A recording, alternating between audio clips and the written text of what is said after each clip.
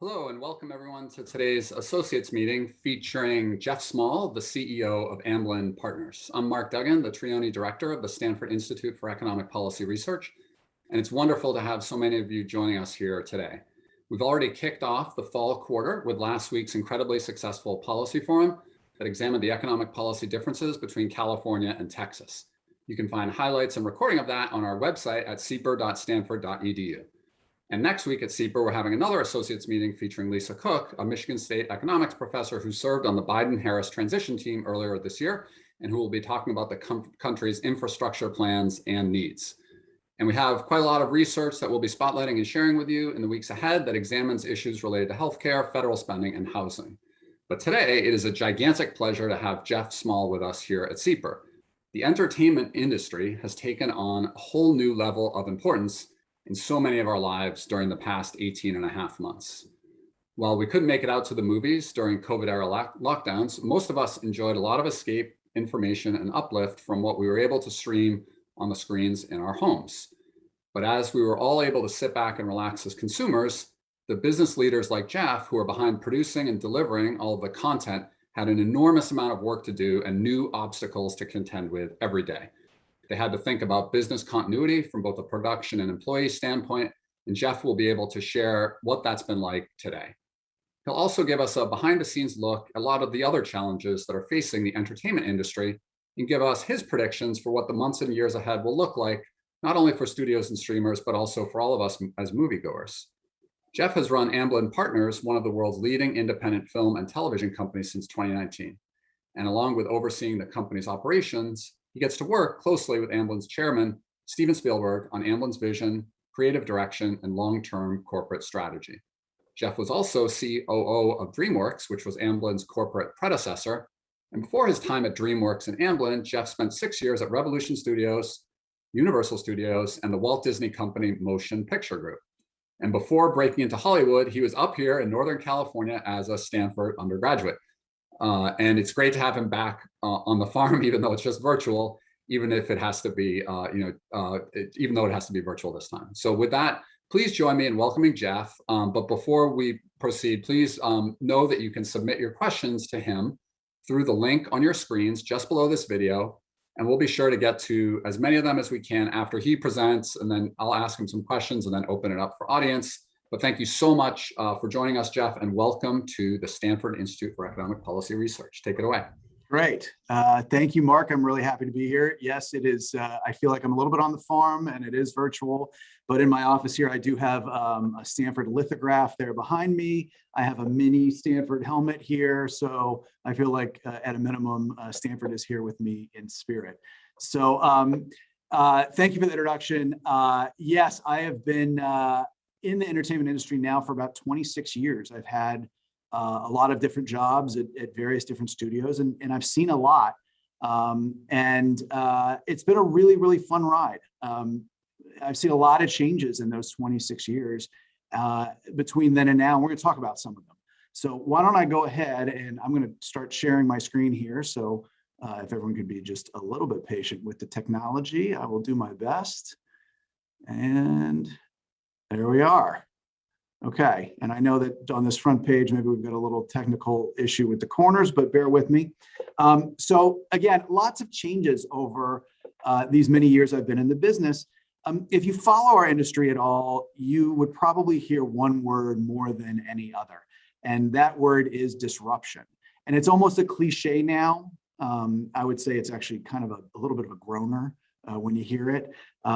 But because over the years, our business has been disrupted any number of times: radio, talkies, black and white television. When cable came into being, that was a big threat. The internet, you name it. But we're still here, and we're still doing what we've done for a very, very long time. That said, I've never quite experienced the amount of change and the speed of the change that we've had over the last few years. So I'm going to talk about what's going on and why.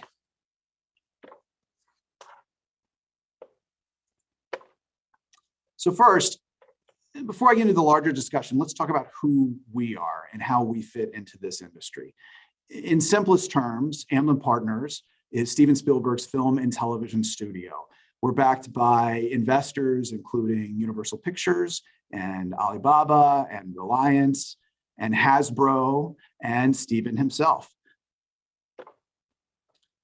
We make anywhere from 4 to 6 feature movies a year through our DreamWorks Pictures label or Amblin Entertainment label. The movies below are some of our recent highlights. If you haven't seen any of the below movies, I suggest you run right out after this session and go watch them. Of these 5, I believe 4 of them had Best Picture nominations. We won Best Picture with Green Book, and we're incredibly proud of the feature films that we make. We also have a really robust television business where we have, in any one year, we have between 10 or 15 shows on order at any one time. One I'm really, really excited about coming down the line here is Masters of the Air, which is our 3rd installment of the Band of Brothers series. It's going to be amazing.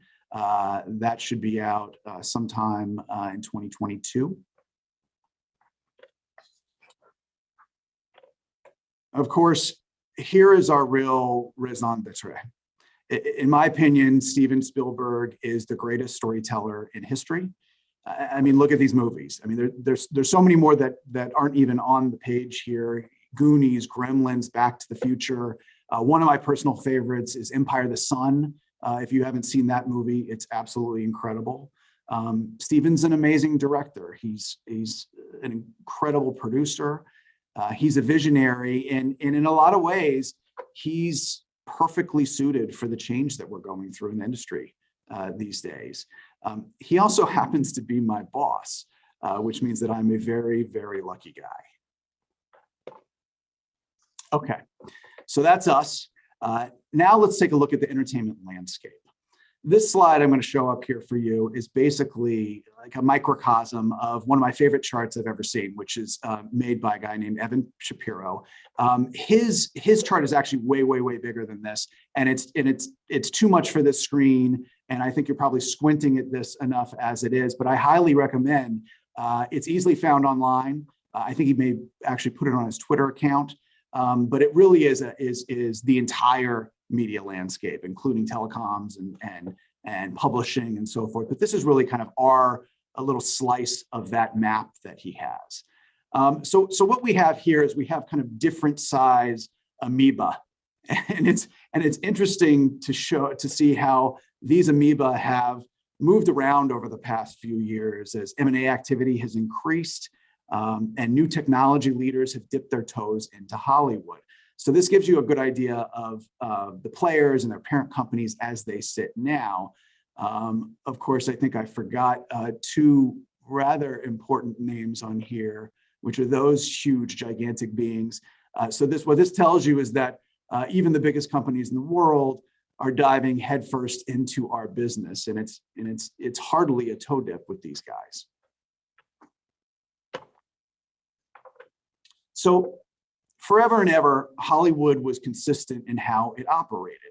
So let's go back in time a bit. Let's say 1980, maybe to 2018. Let's take that time frame. And let's take a look at how you would monetize a feature film in that period of time. So first, you would open it in a theater, right? And the theater chain usually takes half of the gross, the box office gross that it gets, and then it gives the studio the rest. The movie's in the theater for several weeks, and maybe it makes a guest appearance in the dollar theaters. Remember what those were like. And then the movie goes away for a while where you can't see it at all. Well, why is that? Why couldn't you see the movie? It's because the theater chains were really, really sensitive to their market. And they did not want studios putting movies on home video that close to the quote theatrical window. So we didn't. This is a really, really important point. So what we would do is we would spend a lot of capital marketing a movie to go into the theaters. We put the movie in the theaters. And then what we would do is we would actually take the movie away from you so that you couldn't see it. Nobody could see it until the home video window would open. And then we would spend a lot of money marketing it again for the home video window. So The problem with that is, let's say that a movie is in the theaters for 8 weeks, which is a nice run, and then the movie doesn't come out on home video for 3 months. Who has the rights to the movie in between the time it goes out of the theater until the time it comes into the home video window? And if you were to answer the pirates, you would be absolutely correct. And so that whole system I just described to you is, I think, what Mark and his team would describe as inefficient. Seriously, the theatrical markets have always been incredibly important, and they are going to continue to be very, very important, especially to a company like ours. I think we just need to make sure that we're listening to our consumers when we're thinking about how we distribute our product to them. So moving on, the next window is it shows up on home video. You can rent it at Blockbuster, or later on, you could buy it on iTunes or rent it or whatever. Then we license the movie to Showtime or HBO, and we show it 1 billion times on those networks. Finally, you can see it on free TV, or on network, maybe on NBC. It has as a movie of the week, or you can see it on Sunday on Channel 5. This is an age-old way of doing business, and we did it very, very well for a long time. But something was happening. So our industry has these masters of the universe who have been around for a very, very long time. Universal and Paramount were founded in 1912. Fox and Warner Brothers and Disney were 1923. Columbia and MGM were 1924. That is really, really old. The parents of these companies have changed. The logos have changed, but the organizations have pretty much stayed the same. So back here to the modern day, these old institutions all of a sudden saw the encroachment of big bad technology, right? But wait, I mean, technology could be great, right? I mean, we can revolutionize filmmaking with technology, and in some ways we have. And maybe we could make it easier to deliver our movies and content to consumers. But there's that sticky problem of piracy again, right? It makes it a lot easier to pirate a movie if you're putting it on the internet. So why don't we just kind of slow down, right? We'll slow down a little bit. We won't dive in too quickly to the technology. But from our other flank, we have these new well-heeled entrants, right?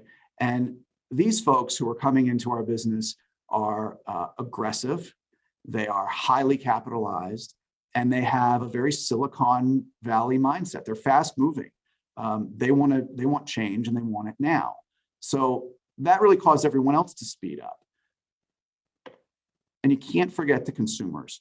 They have a very, very strong, huge voice here. And boy, have they used it. They want content when they want it and how they want it. So some of these new entrants, the disruptors I have up there, they exist pretty much exactly to cater to what those consumers want now. Now, all of this activity was accelerated by the COVID pandemic. So the traditional players went into triage mode. They leaned into their established or nascent streaming services that they have, and they made acquisitions. They had to blow up the old way of doing business. And for most of them, the time for ultimate change was now. So let's talk about what they saw. They saw consumers changing their behavior rapidly. The high bars up here on the left, it's gray if you can see it, is what we would call traditional consumption. So that's theatrical, paying for a movie in the theater or renting it or buying a video. And you can see like the blue on the left, that short bar there, that's streaming. So in 2011, there just isn't that much streaming. There are very few streaming services that were actually viable in 2011, and very few consumers who actually knew how to use them to stream content. By 2020, it's the new world order. And of course, it's skewed by the pandemic. But consumers were, again, sending that message I was talking about. They want to watch movies how they want to watch them, whether that's in a theater or it's on their phone, or if it's at their home, in their home with their big screen TV.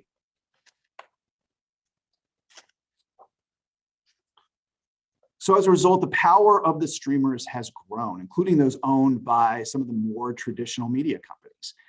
The gray here is on the left, that's Q3 2019. Okay, that's just not that long ago. It really isn't. I mean, look at Disney and how their subscribers have grown. Look at Peacock even, and how they've gone from nothing to 54 million global subs. That is a lot of subscriber growth, even if it's accelerated by COVID.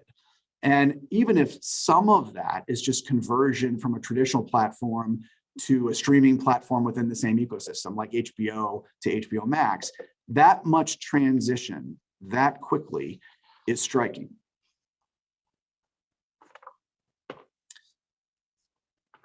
So this change is driving spending on content way, way up. If you want to compete in the new order, you have to have great content, and you need a lot of it. Again, these are highly capitalized companies for the most part, and they are certainly investing in their assets. But as the quality studio content moves to studio-owned streamers, the newer entrants need to replenish their offerings with high quality stories. And as I just told you before, a lot of these studios have been around for a really, really long time. So one of the big benefits of that is that they actually have these deep libraries of IP to draw from. Netflix doesn't have that. Apple doesn't have that. The only choice they have would be to spend and to build, or they could buy, which is what Amazon did with MGM, which has a treasure trove of old IP to exploit. Nonetheless, all of this is great news for those of us who make content and sell content to all of these players.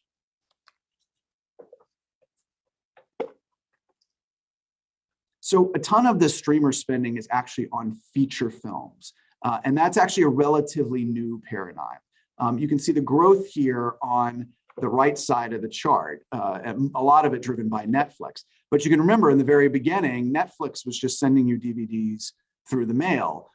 Their first real foray into original streaming content was in television. They had House of Cards first, and then they had Orange is the New Black. And those were both spectacular shows, and those really played a huge role in driving their service to the stratospheres that it is now. But what they and others realized is that TV series are great, and the bingey ones are even better. But feature-length films could really drive value for those subscribers that these services are romancing. There's something about the 2-hour story construction that is stuck in our psyches. And for many people, the manner in which they watch those 2-hour stories doesn't matter.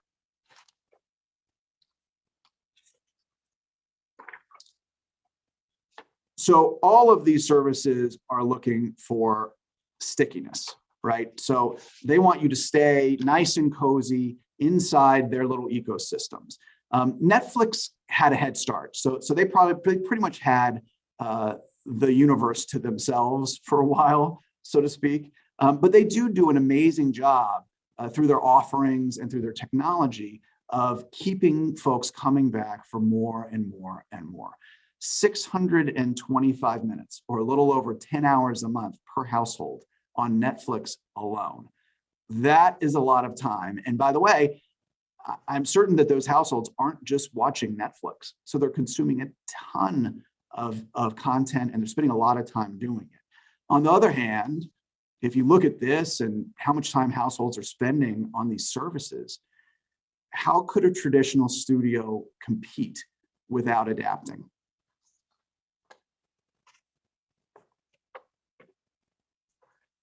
Everybody is doing it differently. So what makes this such a fascinating discussion is that each company has taken a slightly different path. And even then they keep testing other models, trying to figure out what works. Let's take their strategies for theatrical releases. Disney has a model where they'll release some movies in the theater and also offer them at the same time in the home for a premium on their own site, Disney+. Universal, on the bottom left here, they're doing the same with Peacock. And they also have another model where they'll offer an exclusive theatrical window, and then they'll offer it to the home at a premium on any number of sites, iTunes or wherever. Some charge nothing extra for streaming it on their own sites. And still others just license to third parties. So everyone's doing it a little bit differently.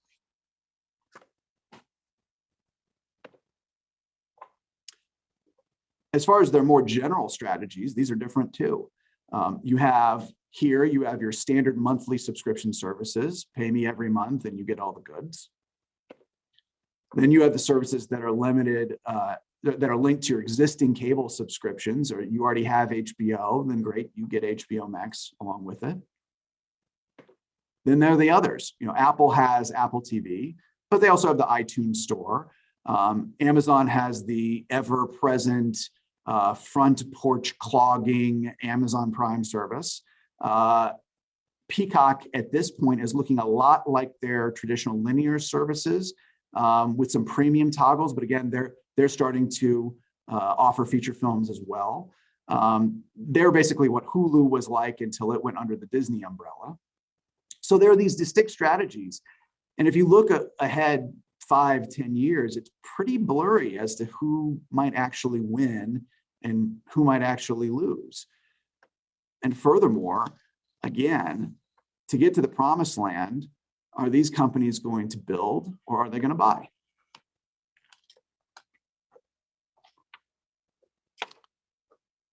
So now we've talked about all of these things, and I think the question is, what are our conclusions? What are we taking away from this? Well, first and foremost, the old paradigms have been shattered. The digital world is here. It is here to stay. What does this mean for theaters? Look, I firmly believe in theaters. We firmly believe in the theatrical experience. I think that having a communal experience in a theater with people that you don't know and laughing together or screaming together or crying together, I think that experience is really, really important to our society and also to our culture. So I think that's going to continue to be an experience that's very, very valuable. How pervasive will the theaters be?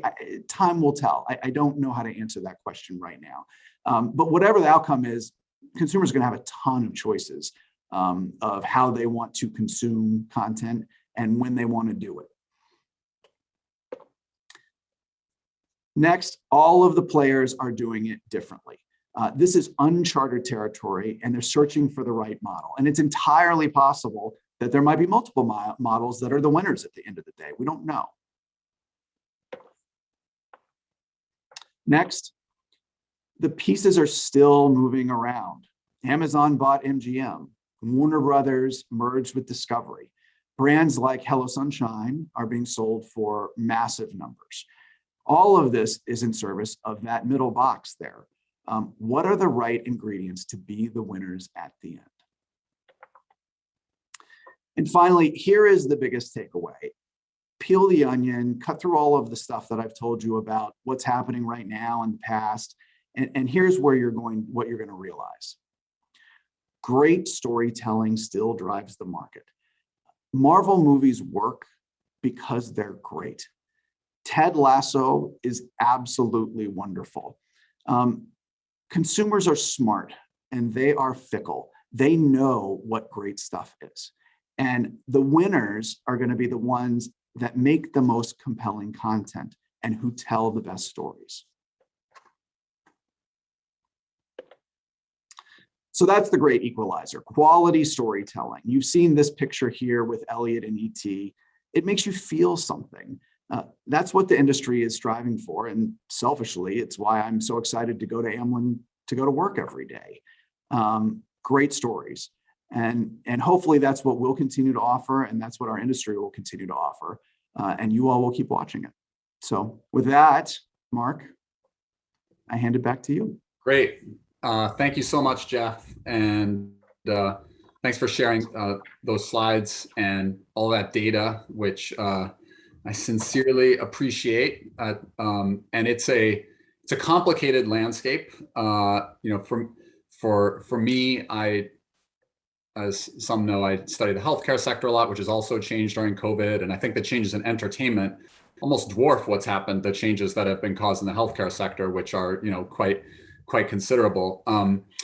So you touched on a lot of issues facing the entertainment world, things that were kind of underway going on before COVID, and also all the changes that have happened these last 19 months that to some extent make the future a bit foggy, just a bit hard to forecast. It's hard to have a crystal ball.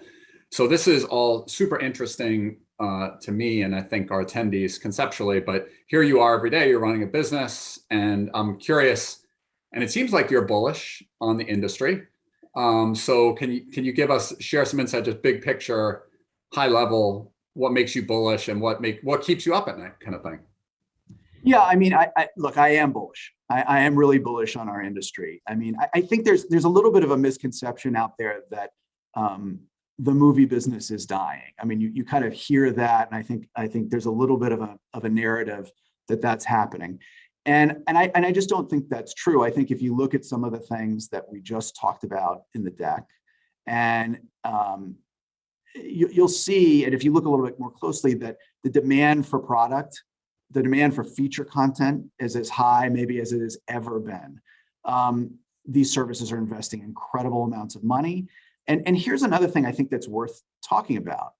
The heavy lifting is over, right? So the days of it being difficult to figure out how to work Netflix, or my parents not knowing how to work Apple TV, like those days are over. It is now really easy for consumers to find things to watch, and they're watching it, and they're watching so much of it.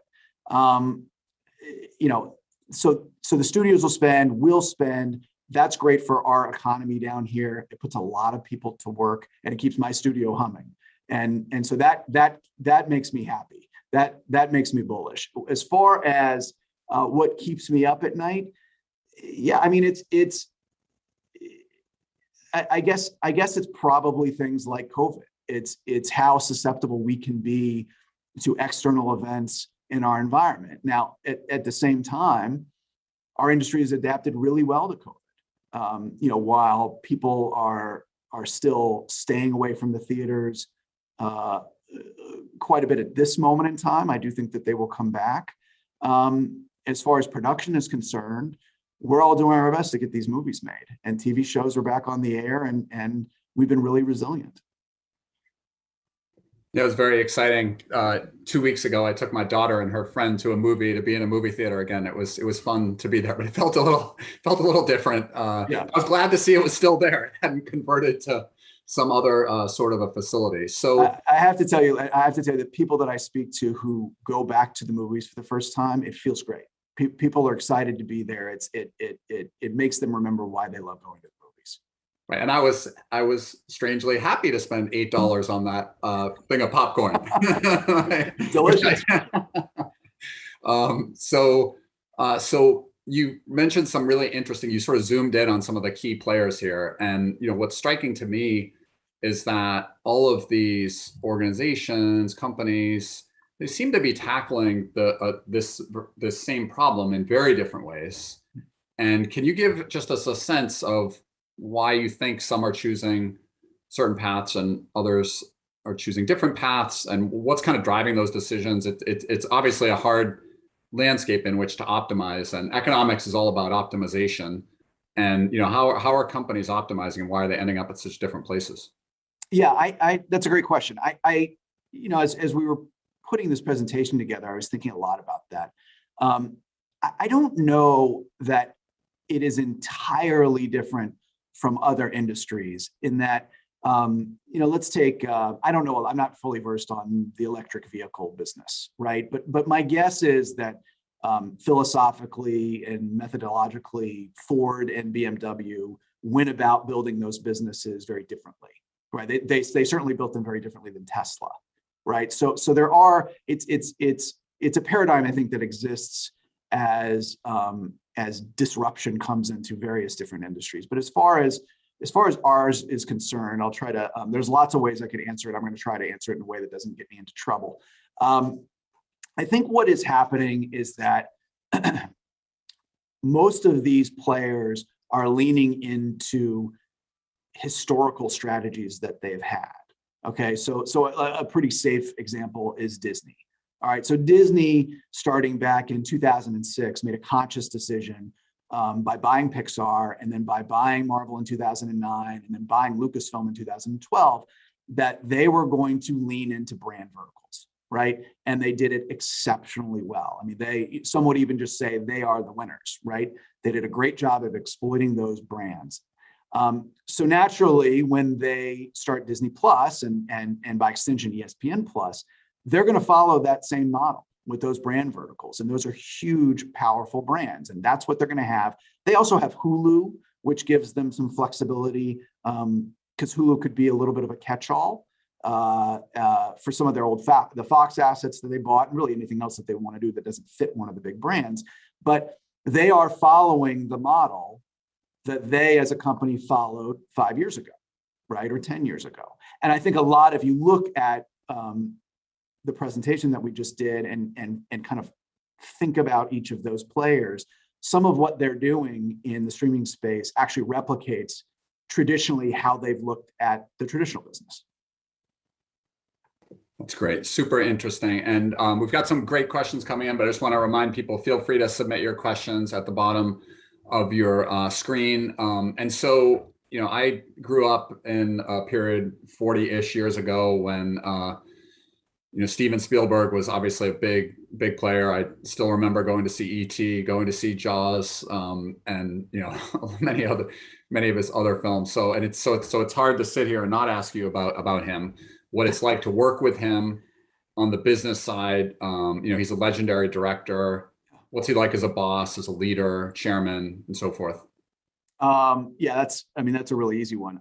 Let's start with, so I've worked with him now for 15 years, and simply, he is the best boss I've ever had. He is a guy who really cares about the company. He cares about his staff. He cares about individuals as human beings. He's obviously really inspiring, I think, to people who don't work for him.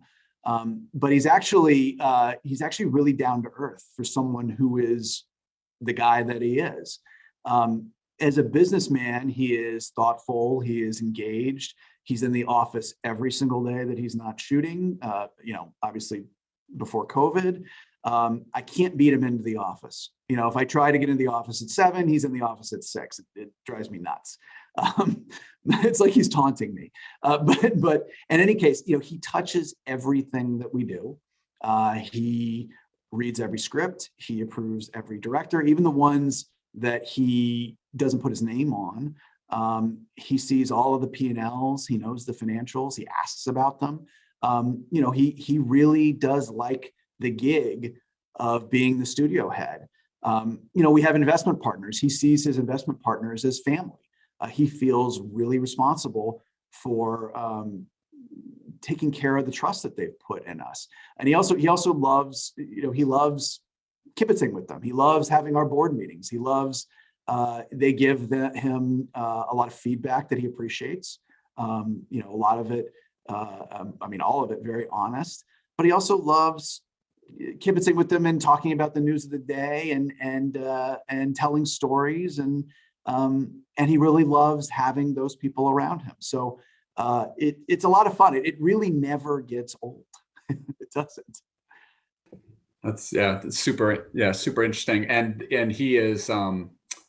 I especially like this thing about coming into the office so early. It's incredible. It is. I make a joke about it a lot, but honestly, it's unbelievable. Not resting on his laurels. No. He's hungry. Yes. Good. So I'm going to intersperse some of my own questions with some questions from the audience. Sure. This is one that occurred to me when I was just at the movie theater a couple of weeks ago.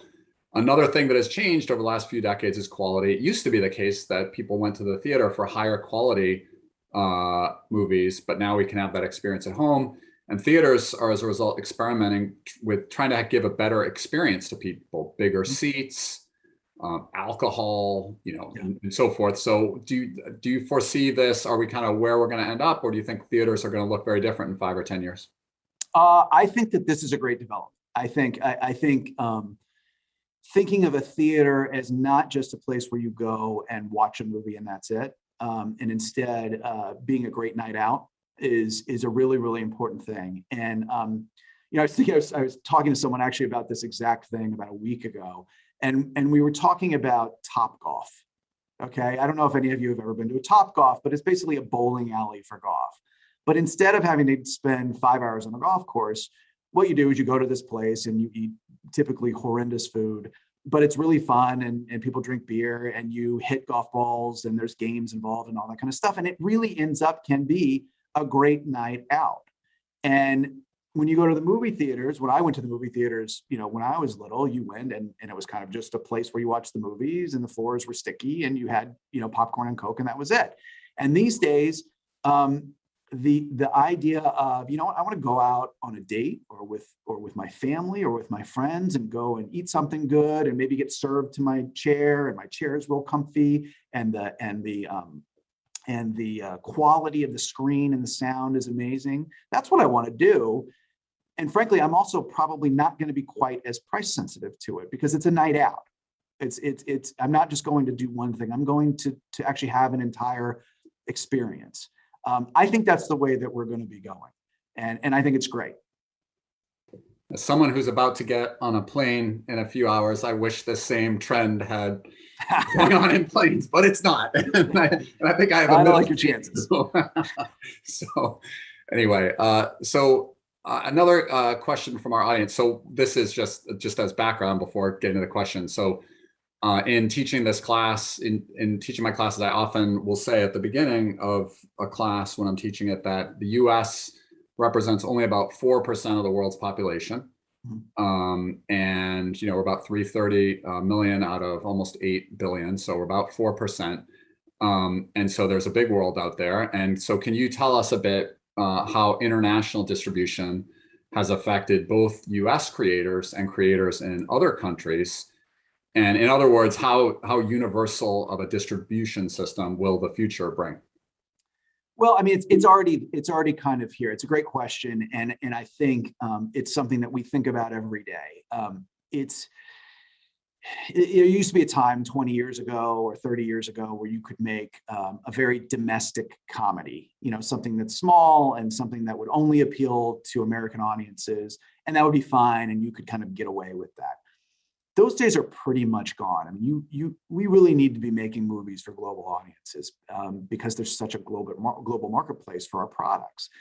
So whether it is just the type of stories that we tell or who we cast in the pictures, whatever it is, we are always thinking about whether it's going to work in places that aren't the United States. I think to the second part of the question there, I think what you're seeing, and this might have also been accelerated by COVID, and Netflix is doing a great job of this, is people are watching more foreign content than I think they have in a long time. I don't know if any of you have seen Lupin, I don't know if I'm saying it right in French, but Lupin on Netflix, Money Heist, which is a Spanish television show. These are great and very, very popular on the site. So it's not just English language, and by the way, Parasite, which won Best Picture a couple of years ago. So it's not just us exporting our ideas and our stories overseas. There's a lot more give and take these days. And again, I think it's great. I think that's a great thing for the business. I think it's a great thing for consumers.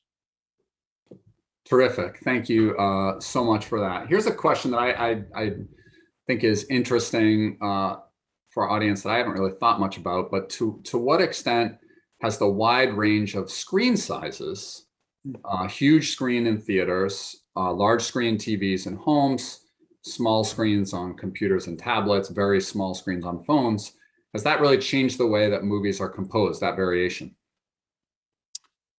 Well, I mean, I think it depends on who's making the movie, right? So it's not only who's making the movie, but who is watching the movie. So definitely younger audiences are more willing to watch on smaller screens. Any of you who have had children will verify that immediately. I would say older audiences are much less willing to do that. And part of that is just generational and conditioning. We all grew up only seeing it on a big screen or maybe a television. Some filmmakers, I think, are experimenting with the way that they make movies, and not to get too deep into the technical things, but the types of cameras that they're using, certainly the new iPhone 13 Pro can take unbelievable movies of great quality.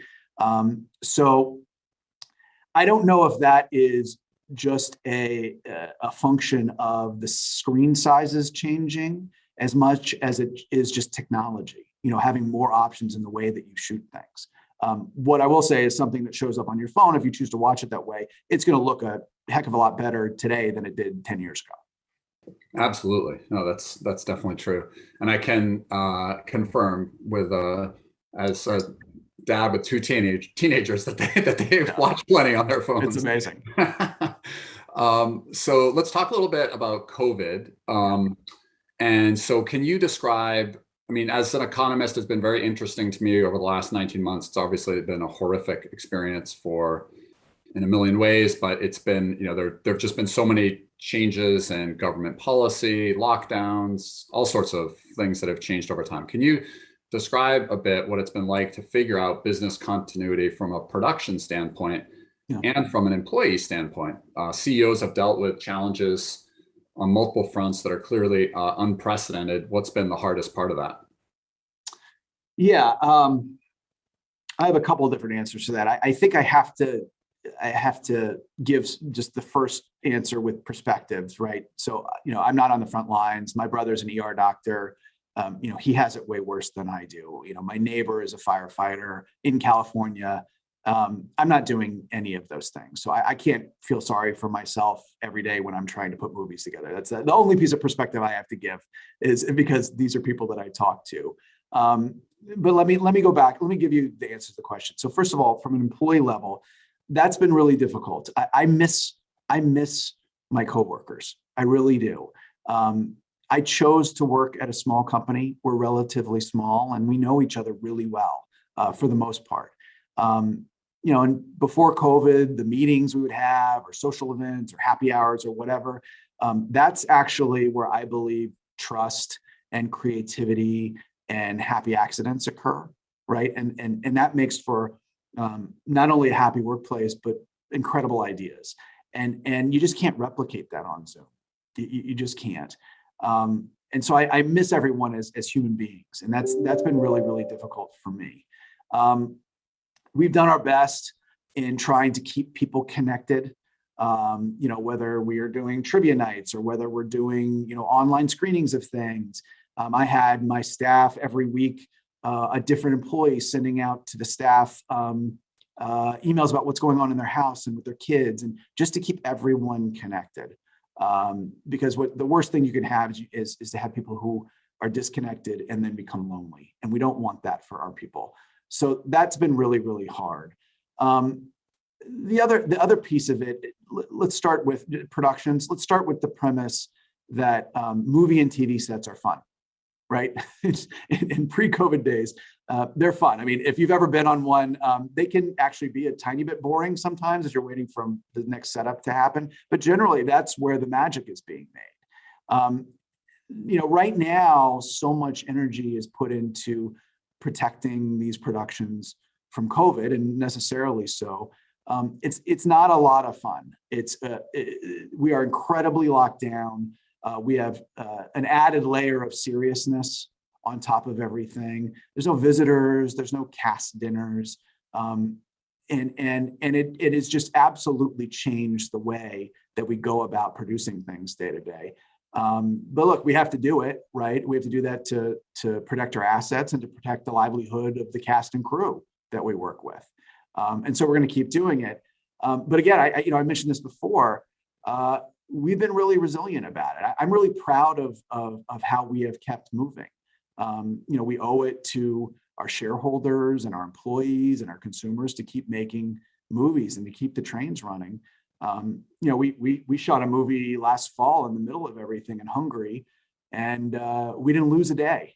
We didn't lose a day to COVID, and I'm really proud of that. Steven's shooting a movie right now in California. We got to keep moving, no matter what it is. We got to keep going. I mean, look, do I wish that Succession would have come back on the air earlier? Yes, I do. But at least I have Ted Lasso to watch, so that's fine. Yeah, I mean, I can identify with so much of what you've said. I mean, as a professor here at Stanford, it's been so unpredictable, so frustrating, just not knowing what's around the horizon, getting excited to be in person teaching again, and then not able to because of some unexpected surge in cases. And anyway, we're in the second week of the quarter here, and I just got to say, it's just amazing to be, even though I'm teaching with masks and all the students have masks, it's just great to be in person with them, and it's very different from Zoom. And I think it is interesting, though. It also is familiar, resonating with something that you said. At one point, I was kind of whining about all the perturbations in my household, and one of my teenage kids said to me, "Suck it up, Dad. You're a Stanford professor." Yeah, I exactly. So it's just right. So it's consistent with your point. I'm not like on the front lines. I've had it pretty easy, but yeah, trying to do good stuff we're here for our students and faculty and so forth. So in any case, but one of the things that people who come to our SIEPR events know is that we're becoming increasingly interested in what's happening in California. And just related to that, I have a question from someone in the virtual audience about that. So is California still the most economical place to produce films versus other U.S. states or other countries? And so, I mean, obviously it's complicated, but curious to hear your thoughts on that. Well, I might answer it with a question. Is it the most economical place to shoot movies? I think that the answer to that is actually no. California does not have a robust tax benefit system for movie production and television production.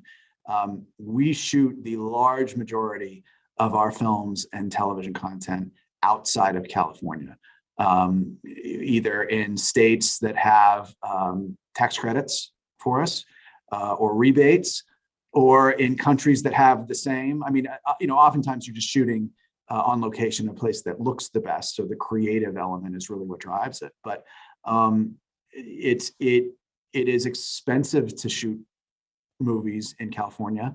And 10, 20 years ago, that was a challenge, because if you went to other parts of the country or other countries to shoot, the crews weren't as sophisticated. And these days, you can go to a lot of places in America and shoot and have extremely sophisticated crews and get as great of an experience as you could here. I think we would love to shoot as much as we could in California. I think we just wish that the economics were a little bit more advantageous to us. So it's interesting. I mean, related to that, in the third week when I teach Econ 1, we talk a lot about the Tesla battery factory, the Gigafactory, I think it was called, several years ago. And they were trying to decide where to go, to California, to Texas, Nevada, or some other state. And the states sort of competed. They tried to make themselves as appealing as they could. And so you're saying that, what played out in that example, this kind of textbook Econ 1, it happens in your industry too. It does. And again, I mean, this is our home. We're here. I think we prefer to shoot as much here as possible. But ultimately, we make creative choices and we make financial choices. Right. Absolutely. So can you talk about, this is another question from an audience member. And, one of the things in economics that we think a lot about is competition. So can you talk a bit about how you see the trend of competition in your industry, and relatedly, in the same question, on how you attract investors? So two different questions, I guess, competition and investors. Right. So I'll probably, if I could, put the investor question aside.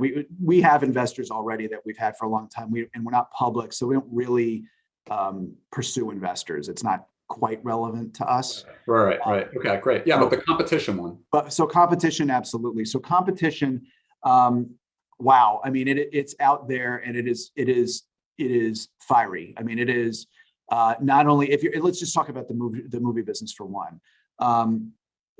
I would say that the market for intellectual property is as high as it has ever been since I got into the business. I mean, a spec script, which is basically a script that's been written instead of a pitch, goes out in the market, and if it has the right people attached to it, it drives an auction that is unbelievable. There was just one that sold to Apple this past week that had George Clooney and Brad Pitt in it, and and it was just a pitch, and it went for a ton of money. And it is just, there's such a feeding frenzy for really good stuff in a way that it just wasn't that way. And part of the reason is you have more bidders.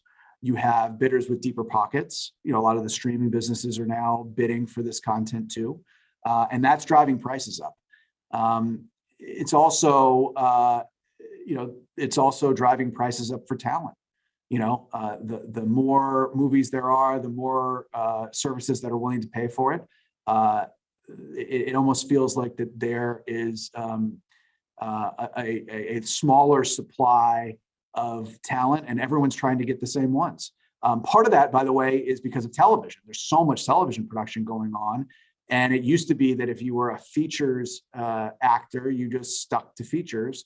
And if you were a TV actor, you stuck to TV. And now everyone does a little bit of everything. So if I have a movie and I want to put Jennifer Aniston in the movie, and Jennifer Aniston is shooting the morning show for Apple, I'm gonna have to wait for her. So when she has an open slot again, she's going to drive top dollar.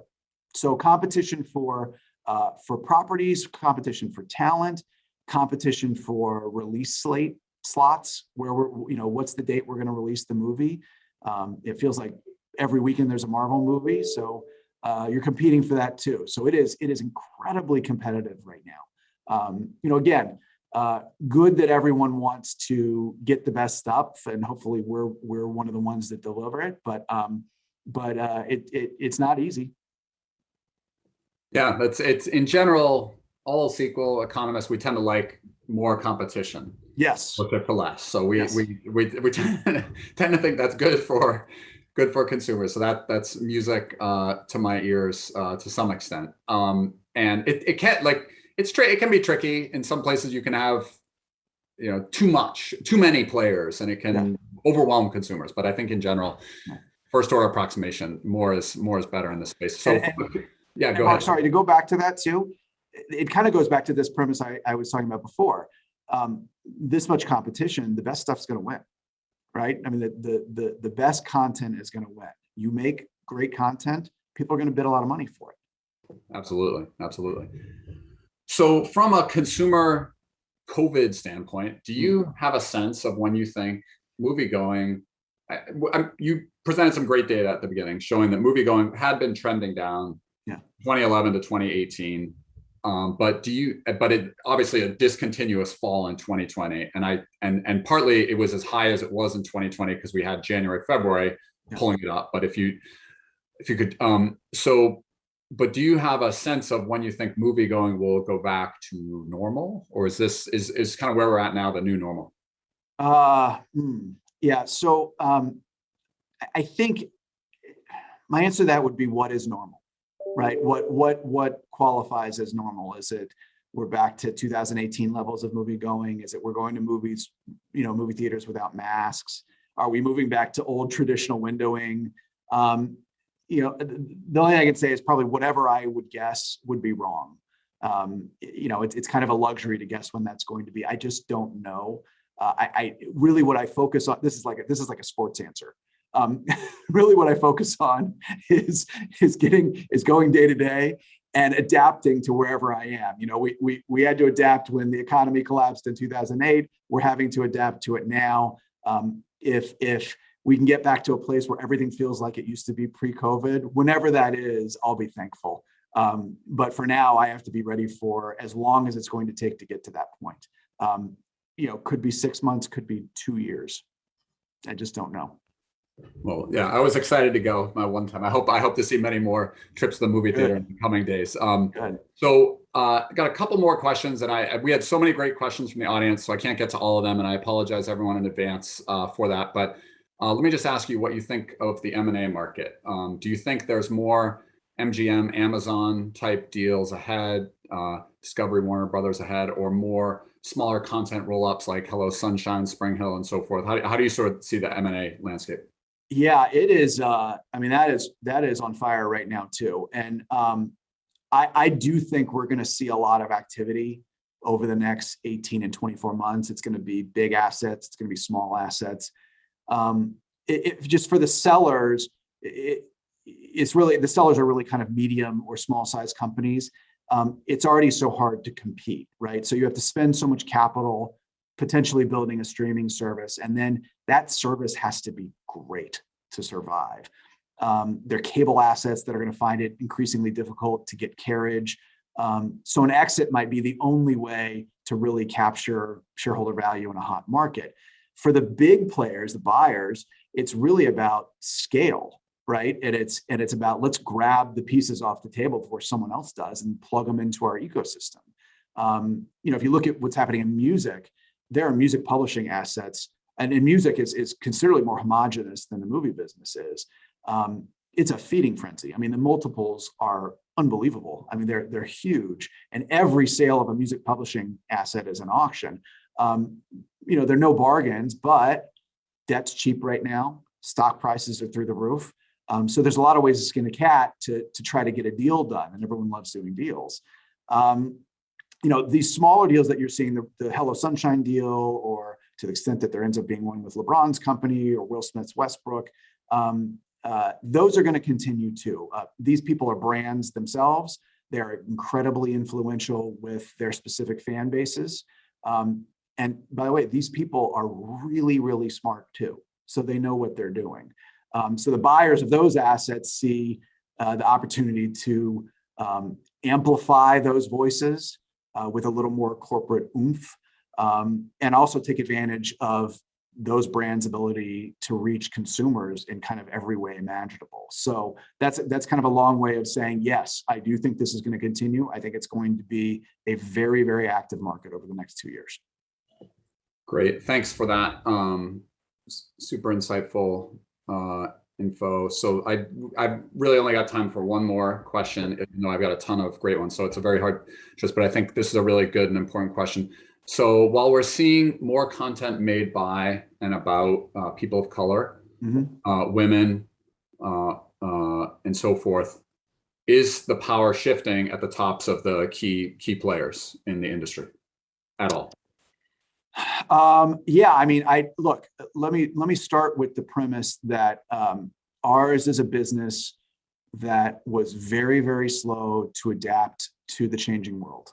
And there's been a reckoning, and it's been over the last couple of years. And I think that that's been really, really important. I think that we can always do better. We as a company, we are always looking to do better, whether it's in our executive ranks or in our the movies and television shows that we make, and making sure that we are being more representative of what America really is, and being more inclusive. We're going to keep doing that. We've always strived to do that. I can't speak for other studios. I know the industry kind of writ large is trying to make a better effort to do that, and really, really needs to. And that does include who's at the top of these companies. And it's my hope that continues to happen. I do think it is happening right now, and I do think that we have made progress, and I do think we still have a long way to go. Great. Well, thank you so much, Jeff, for that. It's great to hear all this information. I understand the entertainment industry about 5 times better than I did before preparing for today, so I'm very excited. It's still complicated. I still have a lot of work to do to understand it, but it's super helpful, and I'm sure to our audience. So I greatly appreciate your making the time to share your insights and your expertise with our community. So, and with that, to all who are joining us, thank you so much for making time out of your busy days to join us, and so grateful to you for your engagement with SIEPR.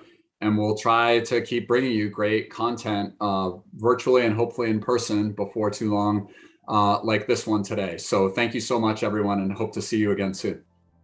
Thank you again, Jeff, too. Thanks. My pleasure.